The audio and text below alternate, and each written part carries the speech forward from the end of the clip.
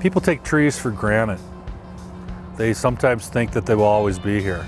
Trees are a precious resource. They give us shade, clean our air, sequester carbon, and help retain water. Plus, they just look really good, right?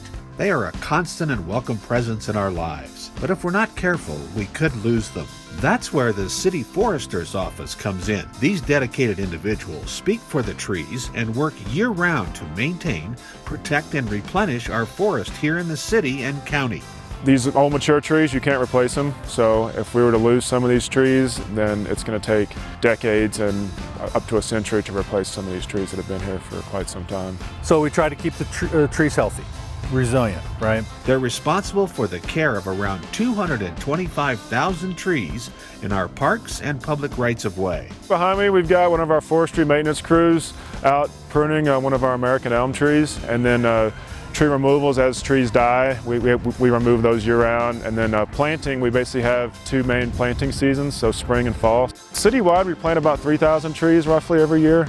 Denver's trees are defined as an urban forest because they exist within a man-made environment. Working in an urban forest presents a tall task for both the trees and the foresters. There's just other obstacles, other things that these trees in an urban forest has to kind of deal with. I mean, like a road, like pollution, vandalism in the parks. I mean, they're just social things that trees in our urban forests have to deal with. And then a lot of it, just citywide is some of the urban development. We've got new buildings that are going up, new homes, and lots of times trees get sacrificed. So, we're really pushing to try to protect those trees during construction projects.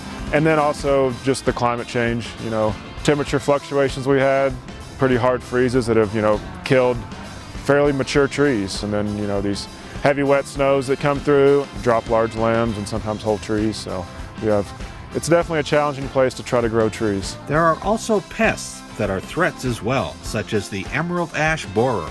So emerald ash borer is a small emerald green insect. So there's a little larva that tunnel underneath the bark, and it'll basically kill the tree within 3 or 4 years typically. What's interesting about EAB is it'll attack healthy trees versus a lot of other insects prey on the stress trees, the drought stress trees and things of that nature. But emerald ash borer will go after a perfectly healthy tree, and so that's why it's such a detriment to our urban forest and a threat. 1 in 6 trees in Denver is an ash tree. Denver Parks and Rec's Be a Smart Ash campaign has resources to help you identify if you have an ash tree and what to do if you have one in your yard. There are also programs to grow our forests in our neighborhoods. The Forestry Neighborhood Initiative works with residents in underserved neighborhoods to identify and remove any hazardous trees in the public right-of-way and replace them with new trees, all at no cost to the homeowners. 208 trees were planted during 2021 under this initiative. There's also the Free Trees program that allows any resident in the city to apply for a free tree to be planted in a public right-of-way. 10,000 trees have found their way into Denver soil since the program began. Another urban forest enhancement project will come alongside the 16th Street Mall redesign project. An additional 76 trees will be added to the current canopy along the mall. The trees will be a mixture of the current honey locusts as well as a slew of others to increase diversity. But I think what's really cool is what's happening underneath the sidewalk. We're really trying our best to create more soil volume, so that will just give the trees more chance to grow, the roots to grow, which in turn should give us a more vigorous urban forest. To me, that's the coolest part of the whole project. The foresters have also been branching out for the past 15 years, experimenting with what trees will grow in Denver, including some with lofty expectations. It was just kind of on a whim. We started planting trees, exotic, non-native trees here in Vanderbilt Park. So I'm going to say 30 species of trees we have in this park. So behind me is a giant sequoia. Off to my left is a bald cypress. A bald cypress is a swamp tree, right?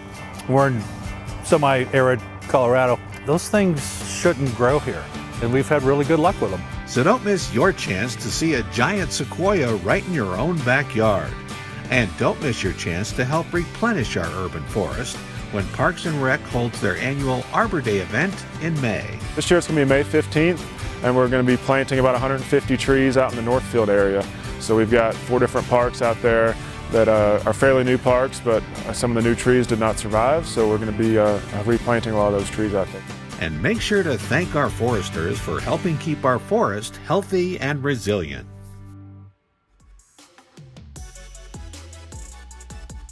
Stay elevated by subscribing to the city's YouTube page and stay tuned to our social media channels for more content. Don't miss our new episodes of Elevating Denver, premiering each month. Thanks for watching, Denver.